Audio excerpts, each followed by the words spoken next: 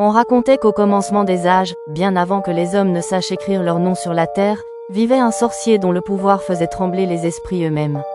Il se nommait Nergal, et son ombre seule suffisait à faire taire les forêts et à courber le vent. Les anciens disaient qu'il parlait la langue du feu, qu'il marchait dans les rêves des rois et qu'il liait les âmes comme on noue une corde. Mais nul ne savait d'où venait réellement sa puissance, ni à quel prix il l'avait obtenue. Nergal régnait dans une cité invisible, bâtie entre deux mondes, celui des vivants et celui des esprits. Les murs y murmuraient des incantations, les portes saignaient quand on les ouvrait, et les étoiles semblaient plus proches, comme si elles espionnaient la terre. Chaque nuit, le sorcier traçait des cercles de cendres et invoquait des forces interdites, nourrissant son pouvoir avec des secrets que même les dieux avaient juré d'oublier. Mais le pouvoir, lorsqu'il est trop grand, devient une fin. Nergal voulut aller plus loin encore. Il chercha le sort primordial, celui qui permettait de commander non seulement à la magie, mais au destin lui-même. Les grimoires interdits le prévenaient. Celui qui force le destin perdra ce qui le rend sorcier. Il les ignora. L'orgueil avait déjà commencé à ronger son âme.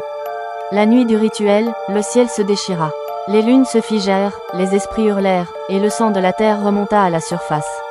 Nergal prononça le dernier mot de l'incantation. Mais quelque chose répondit. Pas une voix, non. Une présence, ancienne, affamée. Elle prit son pouvoir comme on arrache un cœur encore battant, laissant derrière elle un silence plus lourd que la mort. Au lever du jour, le sorcier était vivant, mais vide, plus de flammes dans ses mains, plus de murmures à son oreille. La magie s'était retirée de lui comme une mer en colère. La cité invisible s'effondra, engloutie dans un brouillard éternel, et Nergal devint un simple homme, prisonnier d'un monde qu'il ne reconnaissait plus. Les années passèrent, les légendes se déformèrent. On parlait d'un vieillard errant, aux yeux brûlés par ce qu'ils avaient vu. Partout où il passait, les objets frémissaient encore légèrement, comme s'il se souvenait de ce qu'il avait été. Nergal cherchait désespérément une réponse. Comment un sorcier peut-il survivre quand la magie l'a abandonné?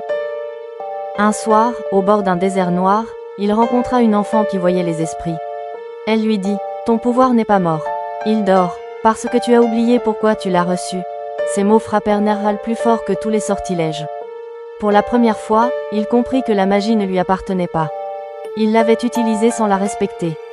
Alors il fit l'impensable. Il renonça à la vengeance, au contrôle, à la domination. Il protégea les faibles sans incantation, guida les âmes perdues sans rituel, et affronta les ténèbres sans armes. À chaque acte, quelque chose frémissait en lui, comme une braise sous la cendre. La magie revint, mais différente, plus silencieuse, plus exigeante. Nergal ne lança plus de sorts pour détruire, mais pour équilibrer. Les esprits revinrent, non comme des esclaves, mais comme des alliés. Il n'était plus un maître de la sorcellerie. Il en était devenu le gardien. Aujourd'hui encore, quand le vent murmure trop fort la nuit, certains disent que Nergal marche entre les mondes.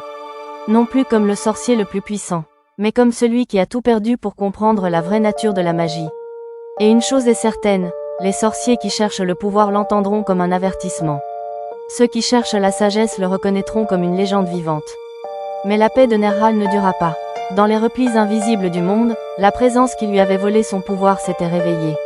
Elle n'avait jamais disparu. Elle observait, elle attendait, car ce qu'elle avait pris n'était pas une simple magie. C'était une clé, et Nergal en était encore le sceau vivant. Les nuits devinrent étranges. Les rêves se fissuraient. Des symboles anciens apparaissaient sur la peau du sorcier endormi, brûlant comme des runes vivantes. Les esprits refusaient parfois de lui parler, détournant le regard, terrifiés. Ils murmuraient tous la même chose, le prix n'a pas été entièrement payé. Alors Nergal comprit l'horreur ultime, perdre son pouvoir n'était pas la punition. C'était le commencement. Son existence entière servait désormais à maintenir l'équilibre entre ce monde et celui que la présence voulait dévorer. S'il mourait, la barrière tomberait. Et avec elle, le destin des hommes. Il grava un dernier grimoire, non pas avec de l'encre, mais avec ses souvenirs. Chaque page contenait une peur, un regret, une faute passée. À la fin, il n'y écrivit qu'une seule phrase. Le vrai pouvoir n'est pas de dominer la magie, mais de l'empêcher de détruire ce qui doit vivre. Puis Nergal disparut. Certains disent qu'il s'est transformé en vent.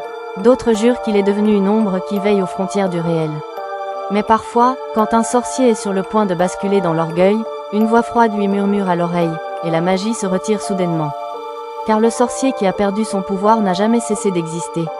Il est devenu la malédiction des sorciers aveugles, et la dernière protection du monde. Et si la plus grande magie n'était pas le pouvoir, mais le prix qu'on accepte de payer pour le garder? Les légendes ne meurent jamais vraiment. Elles dorment, en attendant que quelqu'un ose les écouter. Si cette histoire t'a plongé dans l'ombre et le mystère, alors Nerhal n'a pas parlé en vain.